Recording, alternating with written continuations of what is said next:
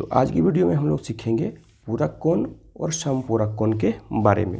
देखिए पूरक कोण क्या होता है और समपूरक कोण क्या होता है। चलिए सबसे पहले हम लोग एक डायग्राम बनाते हैं।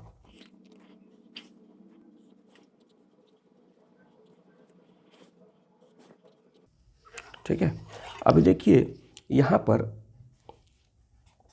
कोण AOB वो है 90 डिग्री के बराबर। ठीक है, और यहाँ पर ये जो कोण बन रहा है आप देखिए यहाँ पर कोण AOC वो हो जाता है, मान लेते हैं उसको theta, AOC equal to theta.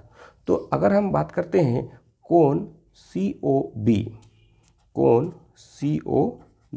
ये कितना होगा, तो ये हो जाएगा 90 डिग्री माइनस थीटा। अब देखिए अगर हम इन दोनों कोणों को आपस में जोड़ते हैं तो इन दोनों कोणों को आपस में जोड़ेंगे तो हमें कितना मिलेगा, हमें मिलेगा 90 डिग्री। ठीक है, तो इस तरह का कोण जो होता है कि वैसे कोण जिनका योगफल 90 डिग्री के बराबर हो उसे हम लोग कहते हैं पूरक कोण। जैसे इसको एक एग्जांपल से समझिए कि अगर ये थीटा 60 डिग्री होता तो यहाँ का कोण कितना होता 60। अगर ये है थीटा 60 तो यहाँ होता 90 माइनस 60 यानी कि 30 डिग्री। तो 60 डिग्री और 30 डिग्री को जब जोड़ेंगे तो 90 डिग्री के बराबर होगा। इसका मतलब 60 डिग्री का पूरक कोण 30 डिग्री हुआ और 30 डिग्री का पूरक कोण 60 डिग्री हुआ। ठीक है, अगर एक कोण है 50 डिग्री तो क्या आप बता सकते हैं इसका पूरक कोण कितना होगा? इसका पूरक कोण होगा 40 डिग्री, क्योंकि 50 डिग्री और 40 डिग्री को जोड़ेंगे तो कितना होगा 90 डिग्री के बराबर होगा। अब देखिए दूसरा समपूरक कोण क्या होता है ना।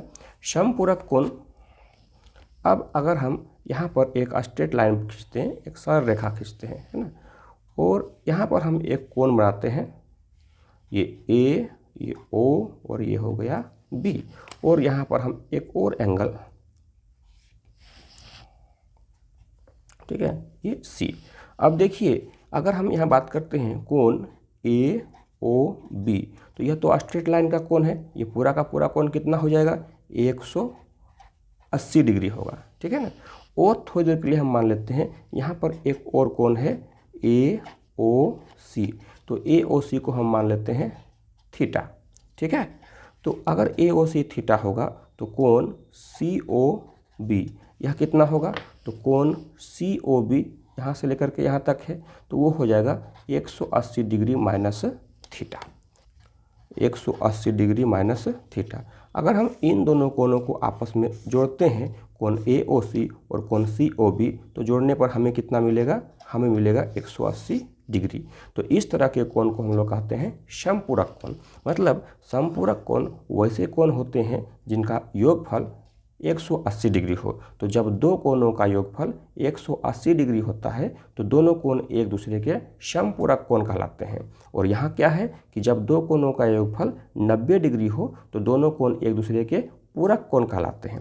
अब देखिए समपूरक में 120 डिग्री अगर कोई कोण है तो इसका समपूरक कोण कितना होगा, तो 180 में 120 को घटाएंगे तो 180 में जब 120 घटाएंगे तो कितना हो जाएगा 60 डिग्री। इसका मतलब 120 का समपूरक कोण 60 डिग्री हो जाएगा। ठीक है, तो इस तरह से ये हो गया पूरक और समपूरक कोण।